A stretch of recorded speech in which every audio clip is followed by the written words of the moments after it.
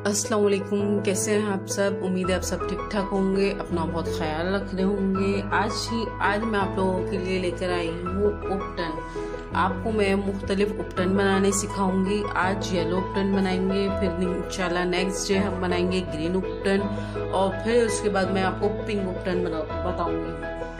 Yellow उपटन के लिए जो खासियत है उसकी आपको पता होगा, शादियों में दुल्हनों के लगता है वाइटनिंग होता है, उससे आपके चेहरे पे वाइटनिंग आएगी, ग्लोइंग होगी आपकी स्किन।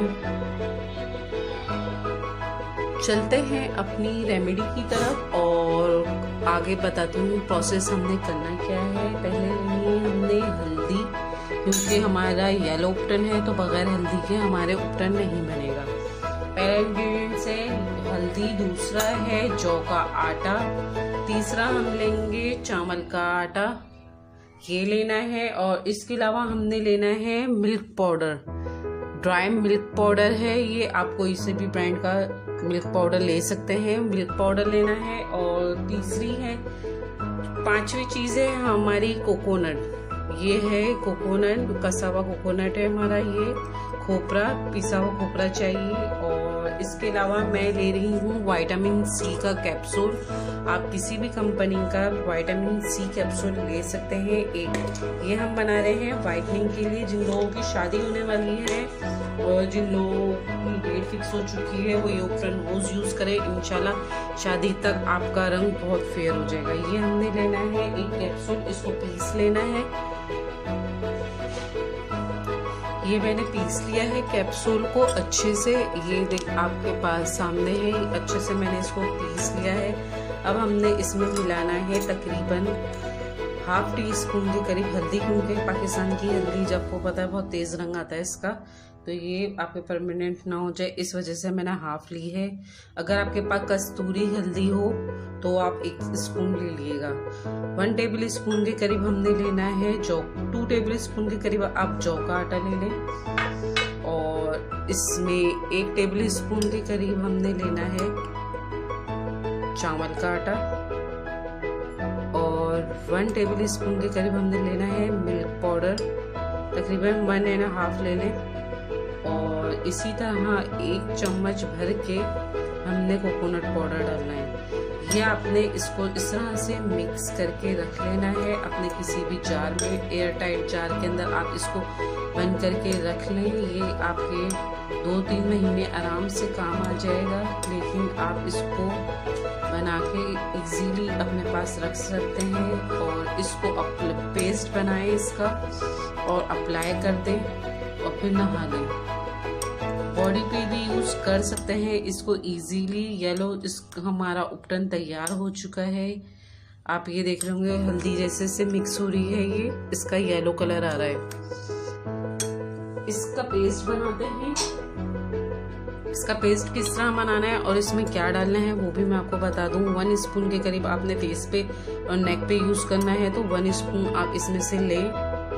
और फिर इसके अंदर आप यूज करें लेमन जूस। लेमन जूस से ये होगा आपकी इंस्टेंट वाइटनिंग आएगी, वाइटनिंग स्पून आएगा आपका। 1 स्पून के करीब मैंने लेमन जूस लिया है। फिर आप इसके अंदर लेंगे वाटर, चाहे तो पानी ले लें, चाहे तो आप अर्के गुलाब ले लें, जो दिल चाहे आपका उसके अंदर आप बना सकते हैं इजीली पेस्ट।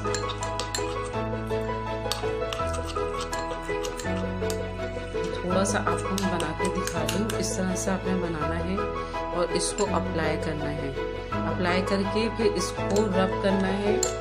अच्छा, जिन लोगों को हेयर प्रॉब्लम है, जिन लोगों के हेयर्स आते हैं हाथों पे वो चाहें तो इसको ड्राई करने के बाद आपने मलना है अच्छे से, इस तरह से रगड़ रगड़ के आपने मलेंगे तो आपके जो बाल हेयर ग्रोथ है वो भी कम होगी और हेयर भी झड़ेंगे। इस तरह से आपने बनाना है। ये मेरा येलो आपका बन चुका है उपटन, येलो उपटन आपका तैयार है। आप इसको अप्लाई करें और इसको लगाएं और इसका रिजल्ट देखें, आपको इंशाल्लाह पसंद आएगा।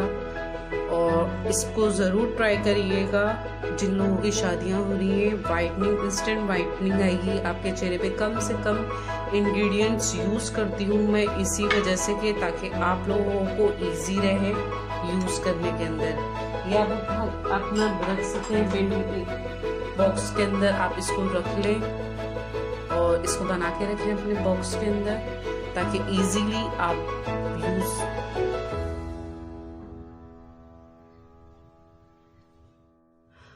आपने इसको बना के रख लेना है अपने किसी भी जार के अंदर बंद करके, एयर टाइट जार के अंदर बंद करके रख लें। और इसको डेली यूज़ भी कर सकते हैं, हफ्ते में, वीक में भी यूज़ कर सकते हैं। इसको यूज़ करें और मुझे रिजल्ट बताएं कैसा लगा। इंशाल्लाह नेक्स्ट वीडियो में मैं आपको एक्नी के लिए उपटन बताऊंगी। ग्रीन उपटन है वो है एक्नी के लिए। फिर इंस्टेंट ग्लोइंग और पिंकिश के लिए भी आपको पिंक उपटन बताऊंगी। इसी के साथ अब मुझे इजाज़त दें। अपना बहुत ख्याल रखिएगा और कमेंट्स करना ना भूलें, सब्सक्राइब करना ना भूलें और लाइक का बटन दबाना ना भूलें। और इसी के साथ अब मुझे इजाज़त दें। अपना बहुत ख्याल रखिएगा। अल्लाह हाफ़िज़।